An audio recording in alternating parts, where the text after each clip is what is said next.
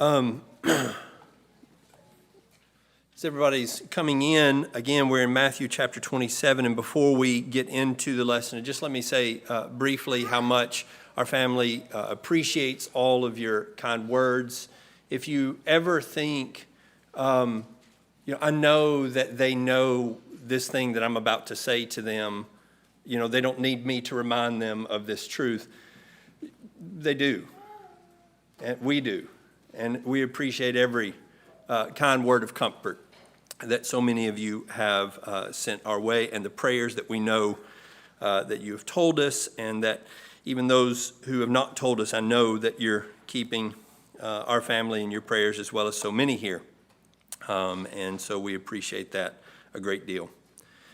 In chapter 27, we are still in the midst of sorrow. We left off in our lesson this weekend looking at the crucifixion. We had entered into that, and Jesus has cried out the words of Psalm 22, and that brings forward that reminder of the suffering and what that would feel like. I mean, it's sort of a more intimate depiction there in Psalm 22 than we get here in Matthew 27. And so that kind of helps us go a little bit deeper into what we see going on the cross. And I believe that we take the whole of Psalm 22 and can apply it to this situation. But as we continue on looking at that crucifixion, the mocking continues, the mocking on their misunderstanding of what Jesus said. They think he's crying out for Elijah, and they say, maybe let's sit back and see if Elijah comes and saves him. And presumably that is not a sincere statement on their part by everything else that we see, but again, more mocking to add to the suffering. Well, it tells us that he cried out with a loud voice. Matthew gives us, I think, an abbreviated account. We don't get all the sayings of Jesus in the Gospel of Matthew. We're just told that he cried out with a loud voice. We can find in another place that he cried out, "It is finished." But looking here at what we see, when he cries out with a loud voice, and at that moment he gives up his spirit, what does Matthew describe as happening at that moment, Daniel? It says, beginning in verse 51 there, it says that the veil of the temple was torn in two from the top to the bottom. So the veil separating the holy place from the most holy place. The presence of God, dividing them from the presence of God, was torn. And it's significant that it tells us from the top to the bottom, too, that it wouldn't have been they would have been able to tear it, or it would have been something that some person would have done, but it tore from the top down. It said also that the earth shook and the rocks split, tombs were open and dead saints were risen, and we have some commentary on it by the centurion who's there guarding Jesus. It makes such an effect on him, it frightens him to see these things. And he becomes afraid, and he said, truly, this was the Son of God. And it tells us a little bit also about the others who were watching from a distance at this time when these things happened. So it was enough of an event that everyone would have known this, seen the power of God in the events that happened. Yes, so many fantastic events. I appreciate you bringing out that detail from the top to the bottom. I think that is important. That, it's what does it matter? Well, you made a very good observation there. What it matters is who's doing the tearing. And I think that is indicative of that. I do think that tearing of the veil represents that breaking down of the separation so that we may now enter into the Holy of Holies that we have been separated from, that Christ has broken down that separation.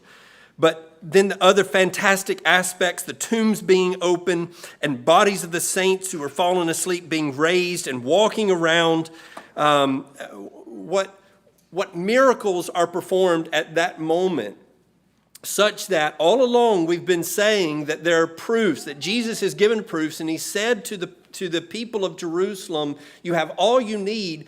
But it's as if God just makes one more last thrust here at the moment of the crucifixion, the very moment of the culmination of everything. It's another opportunity, see here. And yet, who is it Daniel mentioned it. Who is it that sees? It is the centurion. And Matthew, yet again, is pointing outside of Israel to show where the response is coming from. It is not the Jewish leadership. It's not the scribes and Pharisees. It's not the people who know better. But it is, again, the outsider, the centurion, saying, this was surely, truly the Son of God. Well, you mentioned those who are far off, as well as others who continue to be mentioned after his death that come near. Andrew, who is it that is mentioned coming to minister to Jesus after his death?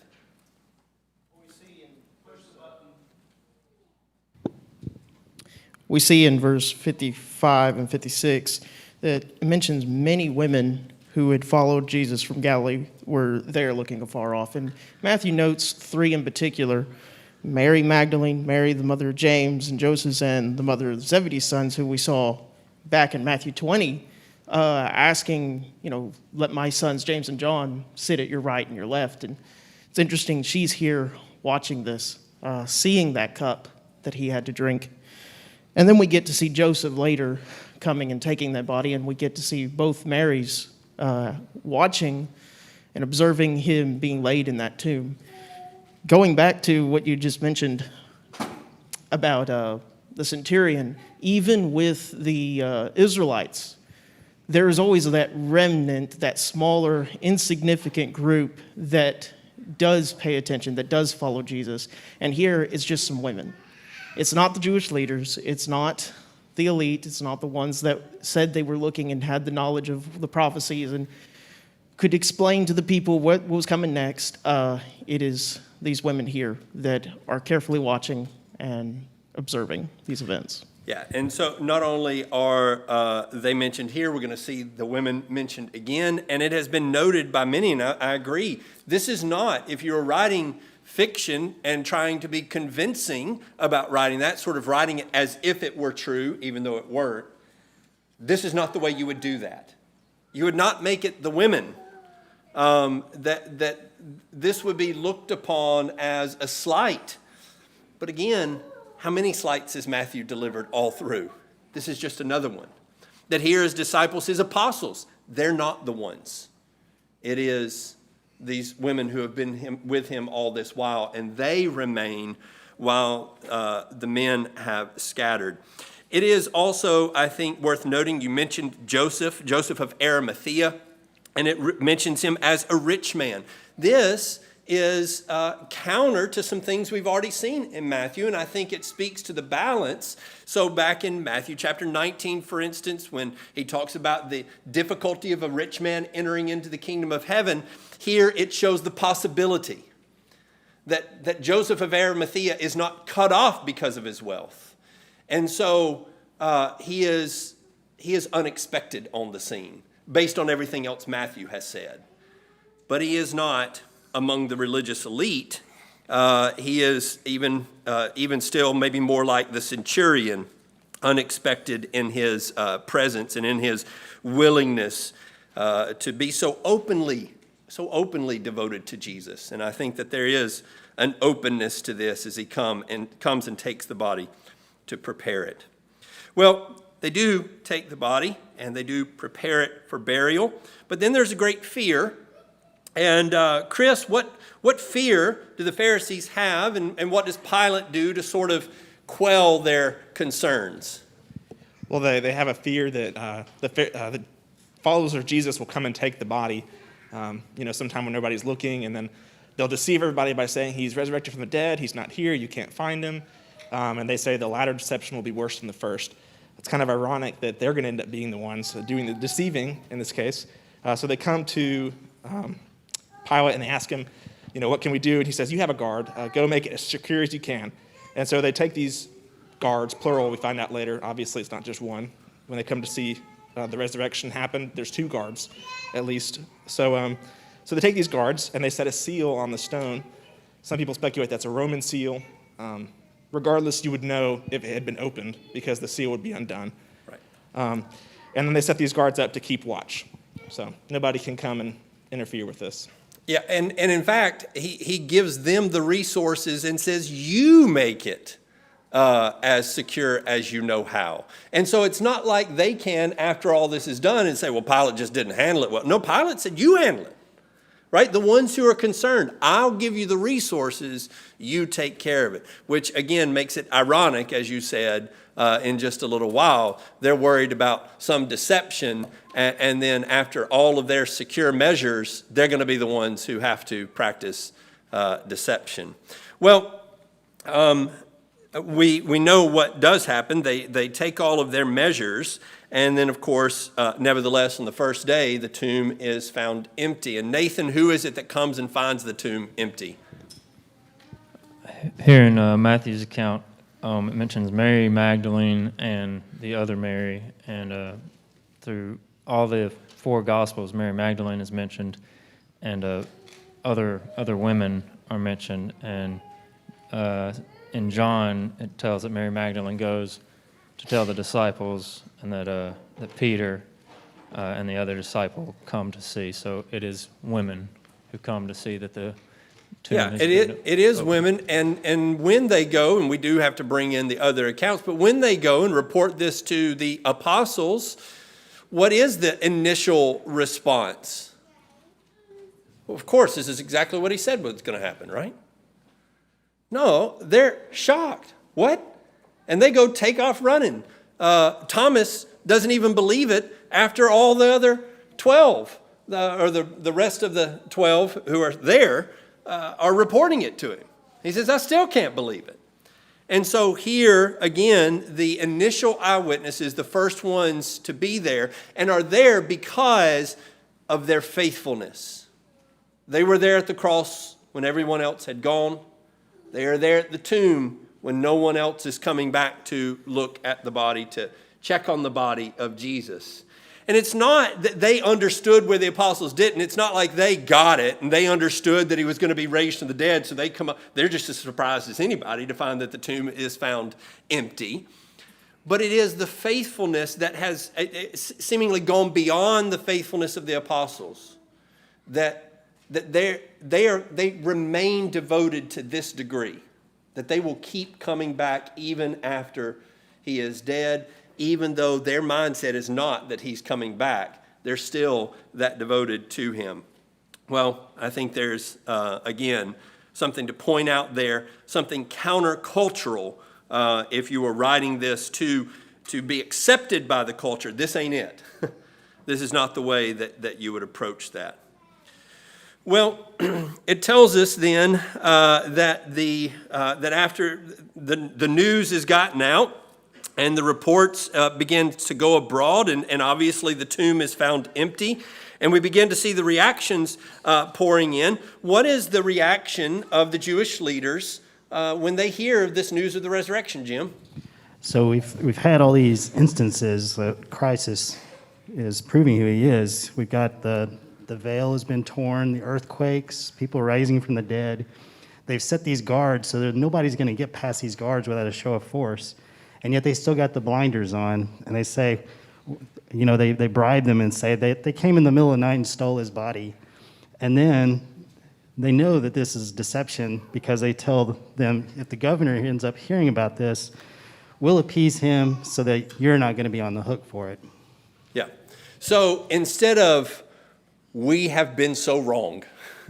Of all the reactions, he's risen from the dead. How do we hide this?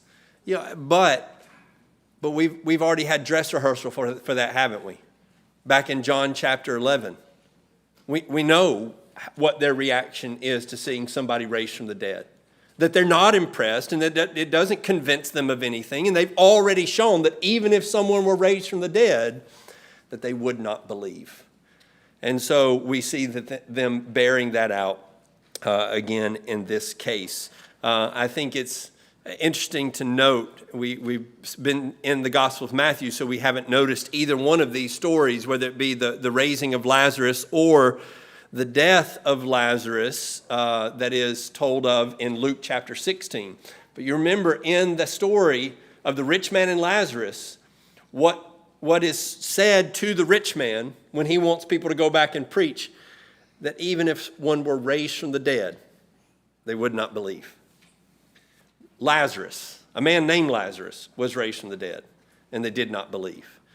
And so it should not shock us that their reaction is to try to hide this, even through deception. And so they do spread this deception that the soldiers did not do their jobs, which would be a hard pill to swallow because they would be in danger for their lives. As Jim mentioned, they have to be reassured. We'll take care of you. We'll make sure that no harm befalls you.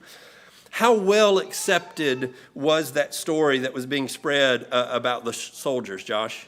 It was accepted well enough that it was spread even to this day. Matthew says, talking about the day that this was written. But even today, some Jews use this excuse of why Jesus isn't the Christ, because it's technically a logical reasoning that normal people don't just rise from the dead. So it's technically a logical reason for what happened to the body. But they don't explain that this is the best army in the world. These are the best soldiers in the world guarding his body, that these fishermen came and stole him in the middle of the night. So they don't really look at logic. They just think about the body itself. Yes, when you don't want to believe a certain thing, any explanation will do. And it does not have to fit tightly, right? I don't need it to fit tightly. I just need something. And if you'll give me something, I will hang my hat on that.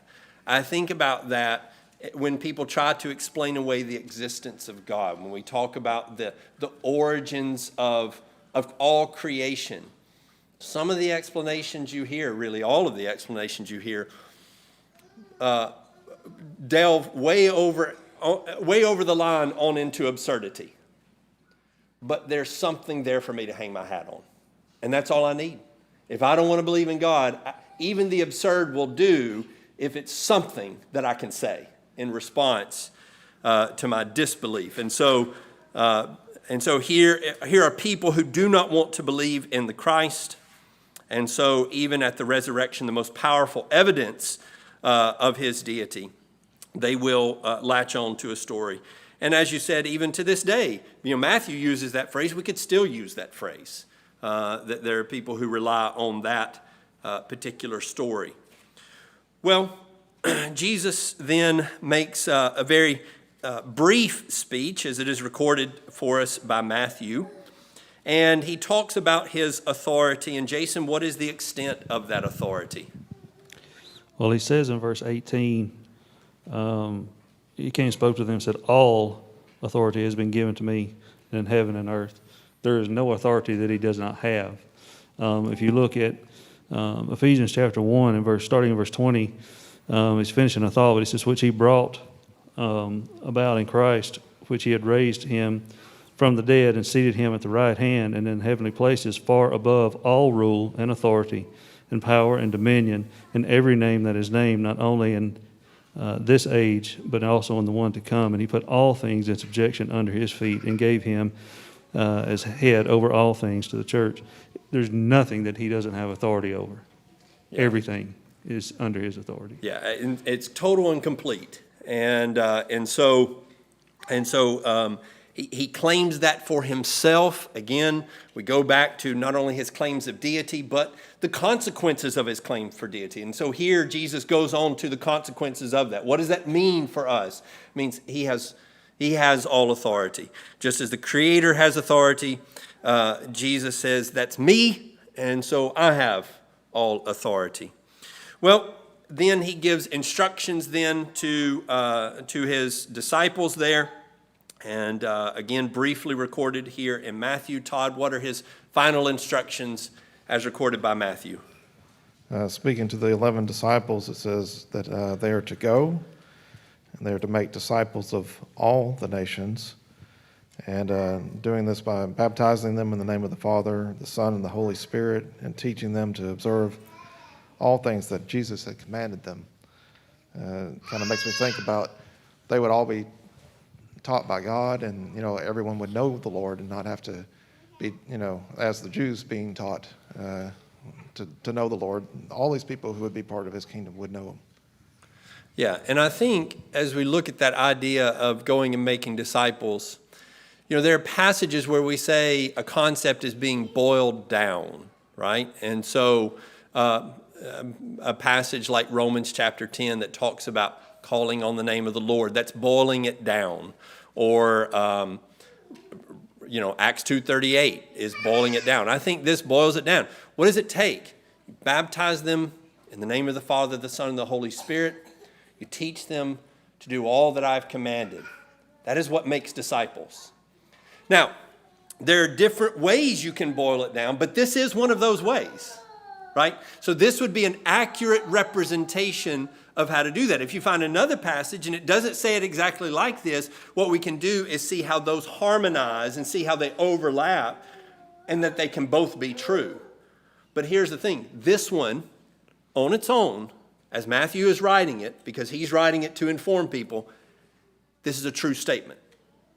With everything else that he said, these are true things. So this is how you make disciples. And he says, I am with you always, even to the end of the age.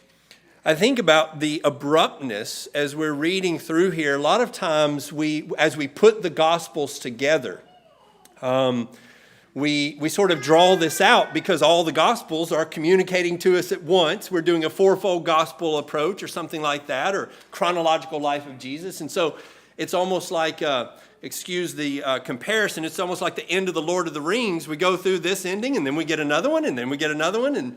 And so it doesn't feel so abrupt when we do it that way. I'll tell you, for me, when it's just studying Matthew, this feels abrupt. We've come to the resurrection and we're done. No road to Emmaus, no great speeches, no ascension into heaven. This is it. And so that strikes me. What is it about Matthew that makes him end so abruptly? And I think for Matthew, his goal here is to press the responsibility of those who are convinced. I think, for instance, in John, his goal is to actually convince, right? For him, it's much later, and he is reaching back farther into history to try to convince people that this is who Jesus is, that he is the Christ. I think with Matthew, while he is doing some of that convincing, is probably preaching to people who have heard this more recently. And so he is pressing home, now what do you need to do about this? You need to go tell other people about this. And so I think that's an aspect of cutting the story off so quickly. There's sort of an urgency. This is true. We don't need to belabor the point. Go tell other people about it. So that's not to knock putting all the Gospels together, but I think there's some thoughts that come to mind when we single out a gospel. And with that in mind, with the time that we have left, I want to go back through by way of review and just mention a few things and then maybe bring in some more thoughts in overview style as we think back through the book. I want you to remember the kingship. We talked about that and pressed that, the kingdom aspect of Matthew. More times kingdom, the word king and kingdom are mentioned in Matthew than any of the other four Gospels. Luke is not far behind, but it's significant enough that Matthew stands out as the one who talks about the king the most. I think that is illustrated by the nature of the genealogy. We talked about that David is highlighted. He's highlighted as king in the genealogy. And so we have that connection to Abraham and then David as these sort of anchor points during that genealogy, as well as the anchor point of captivity in Babylon. We'll come back to that thought in a moment. I would also point out with that kingdom aspect, there's a lot of parables about the kingdom. And those parables, if you kind of think about them as a whole, what do they communicate about the kingdom? Well, I think that they communicate that it is something that will start small and it will grow. You remember some parables that communicated that idea. I think an idea that it especially communicates is that the people in the kingdom are not going to be the ones that you would automatically assume. In fact, the ones in the kingdom very often will be the ones that you thought would not be there. And so it very much turns their notions of the kingdom on its head and says, this is not going to look like you think it will look. And he constantly refers to the outsiders. He does so in the parables. He does so in the stories that he chooses to tell Over and over, Matthew is pointing to people who either are not Jews or who are outcasts among the Jews, and says these are the ones who hear, who listen, who respond, who obey. There are caveats along the way to let us know that that's not your ticket in. Just because you're an outcast doesn't mean you're in.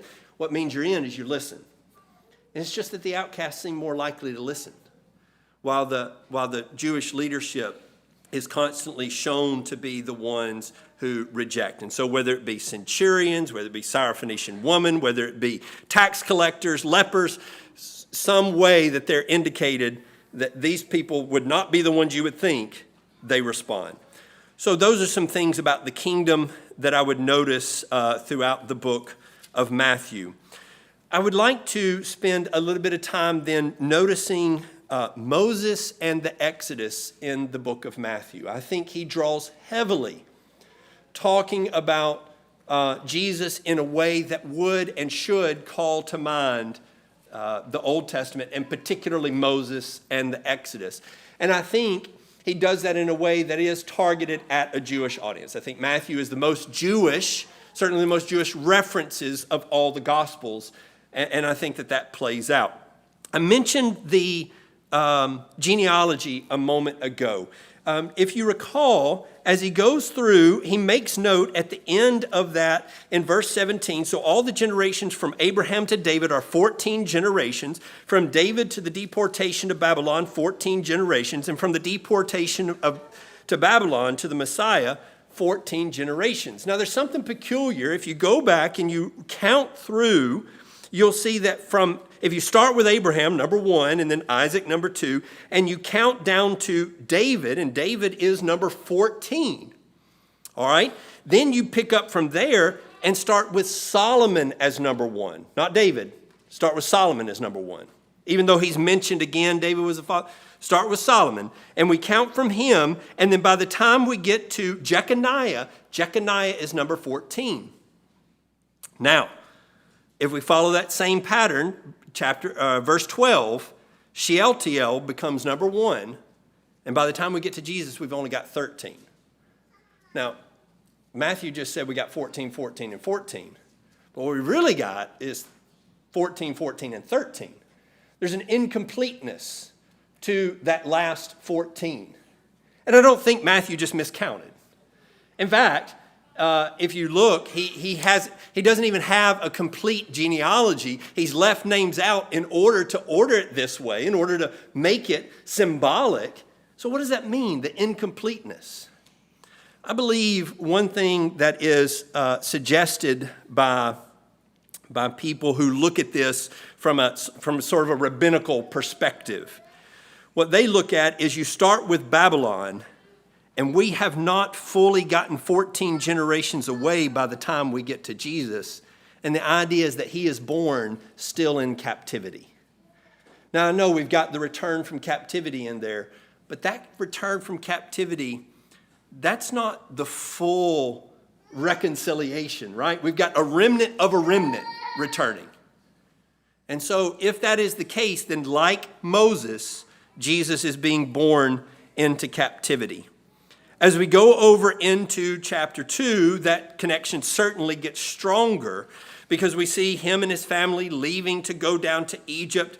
We see the connection between the children being massacred here as Herod goes after Jesus and calling to mind Pharaoh and the destruction of the sons there in the book of Exodus.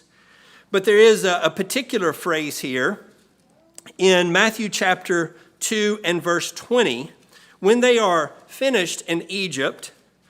Now remember, there's a reference in verse 15, out of Egypt I called my son, a reference back to Hosea, referencing back to the story. And then, of course, the reference of the slaughter of the innocents in verse 18. But here in verse 20, it says that the Lord appeared to Joseph in a dream, and he said, "Get up, take the child and his mother, and go into the land of Israel. For those who sought the child's life are dead." Over in Exodus chapter 4, and in verse 19, it says, "Now the Lord said to Moses in Midian, 'Go back to Egypt, for all the men who are seeking your life are dead. Pretty familiar language, wouldn't you say? Now, I believe that a Jew reading those words from Matthew would say, wait a minute. I know those words. And that he would see the similarity between Jesus being called back from Egypt, being called back from Egypt, and Moses being called back to deliver his people from Egypt. Chapter 3, we have the baptism.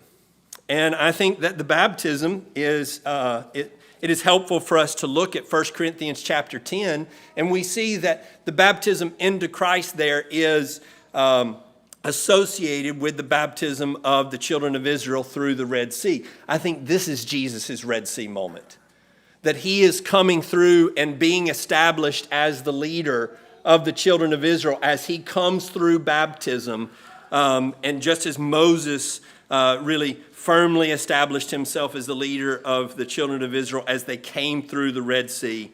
And so there again, making a connection. The temptations of Jesus. We've talked about this before, but in the temptations of Jesus, here's Jesus in the wilderness for 40 days. Certainly, there's a connection between the 40 years wandering in the wilderness. And if that's not enough, then Jesus chooses the very passages from the 40 years wandering in the wilderness. 3 times he quotes the book of Deuteronomy. And 3 times he quotes from passages where Israel failed. But he uses those truths to succeed. And so where the first son out of Egypt, I called my son, where the first son failed in all of those temptations, they're pointing to the son that would come who would succeed in all of those temptations. In chapter 5, it says Jesus saw the crowds and he went up on the mountain. Now that phrase, he went up on the mountain, 11 times it's used to describe Moses going up onto the mountain to deliver the law to the people. Again, I don't think that's just like, well, he just happened to go up on a mountain. I think Matthew's using the language to say Jesus is going up. What does it mean for this teacher to go up on the mountain? It means he's Moses, and he's going up to deliver the law. Well, there's more, but let me just hit a couple of other highlights here in the time that we have left. In chapter 14 and 15, we have these 2 miracles of the feeding of the 5,000 and then the feeding of the 3,000, and or the 4,000 rather. And so when we see the feedings here, the 5,000 and the 3,000, there's not so much language that connects this back to the Exodus, but certainly, especially as we bring in the Gospel of John, we see that the children of Israel themselves made the connection. They said, this is like Moses feeding our fathers. And of course, Jesus says, it is, but not like you think it is. He made that connection so that then they could make a better connection, which is the teaching that Jesus offered was the real bread. And so he used that same sort of miracle that Moses did in order to bring their attention to him as the new Moses and the one who would give them the bread when which they ate, they would never die, as he mentions over in John. And so even though Matthew doesn't make that connection like John does, I think what John does is help us see that that's probably what Matthew intended, was for the people to see the connection. 2 miracles in a row that he points out. He gives us one, he goes on and he gives us another and shows us that Jesus is like Moses in that manner. Well, over to chapter 17 then. In chapter 17, and I really want to spend just a moment here on the Mount of Transfiguration. Beginning in verse 1, it says, 6 days later, Jesus took with him. Well, turn over to Exodus chapter 24, and you might just hold your finger there, but Exodus chapter 24, and there in verse 16, the glory of the Lord rested on Mount Sinai, and the cloud covered it for 6 days. And it says that he took with him Peter, James, and John. He took 3 of his close companions, 3 of his apostles. Back over in Exodus chapter 24, verse 9, then Moses went up with Aaron, Nadab, and Abihu, 3 of his close companions, to go up on the mountain. And then it tells us there that in verse 2, he was transfigured before them, and his face shone like the sun, and his garments became white as light. Over in Exodus chapter 34, I'm sure you'll recall there, Exodus chapter 34, and in verse 30, it says there, so when Aaron and all the sons of Israel saw Moses, behold, the skin of his face shone, and they were afraid to come near him. And so this is evidence that he communed with God and that he spoke with God. Back again in Matthew 17, it says, behold, Moses and Elijah appeared to them, talking with him. That is the obvious representation, Moses representing the law, Elijah representing the prophets. Peter said to Jesus, Lord, is it good for us to be here? If you wish, I will make 3 tabernacles here, one for you and one for Moses and one for Elijah. And while he was still speaking, a bright cloud overshadowed them. Now go back over to Exodus chapter 24, verse 15. Then Moses went up to the mountain, and the cloud covered the mountain. And that same cloud covered for 6 days. And the cloud, it says, was like it says, the eyes of the sons of Israel, the appearance of the glory of the Lord was like consuming fire on the mountaintop. And verse 18, Moses entered in the midst of the cloud. So we have that connection. And then, of course, the Lord's voice coming out from the midst of the cloud and saying, this is my beloved Son with whom I am well pleased. Hear him. Again, back in verse 16 of Exodus 24, it says that the cloud covered it for 6 days, and on the 7th day he called to Moses from the midst of the cloud. And then, of course, that this is my beloved Son, hear him. Over in Deuteronomy chapter 18, in which Moses is prophesying about a prophet, the prophet, who would come like him. Deuteronomy chapter 18 and verse 15, it says, the Lord your God will raise up for you a prophet like me from among you and from your countrymen. You shall listen to him. In the Greek, it's the same words, hear him. And so, again, do you think that they would read that and not hear that? You know, that they wouldn't hear the words of Moses and that they wouldn't get that connection? I absolutely think they would. I think anybody who certainly was familiar as these people were had all the evidence they need, had all the connections that they needed in order to see Jesus for who he was. Well, finally, over in Matthew chapter 26, and we're skipping over so many connections that we could make here. Matthew chapter 26, of course, it is the Passover. And so all along, I don't think it's just, there's a little reference. I think all the way through there's reference. And so now we get to the end of the story. And what is the end of the story? Well, as they're preparing to partake of the Passover, as they broke the Passover bread in the Passover, like not at the Lord's Supper yet, but just thinking back to the Passover, as they broke that bread, what were they thinking of? But their deliverance. As they ate the Paschal lamb, they were thinking of the deliverance from bondage, the shackles being, the ransom being paid. And what is Jesus doing but carrying that imagery forward and saying, I'm the lamb. I'm the one whom you're remembering. Now, the bread being broken is not a reminder of that ransom. It's a reminder of this ransom that's about to happen. And so the Passover becomes very vivid, we might say, as it's brought forward in reference to Jesus. And he becomes the fulfillment of all of that. And so when he gets to the point of the cross, you talk about sort of culminating, just like the story of the Exodus culminating with them leaving Egypt. That's what's happening on the cross. And I believe that it is helpful. It's not that you have to get all those connections to understand what Matthew's saying. But I believe it does make it more beautiful than it already even is, to see that. And to try to see what Matthew wanted his audience to see.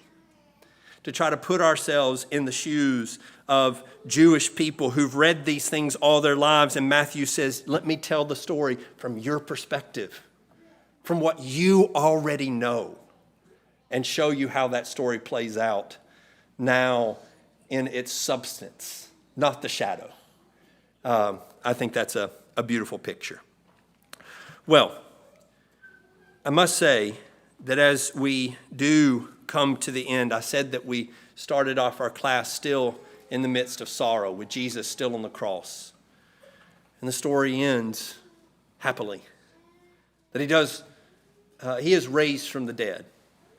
And he does, with that resurrection, bring hope.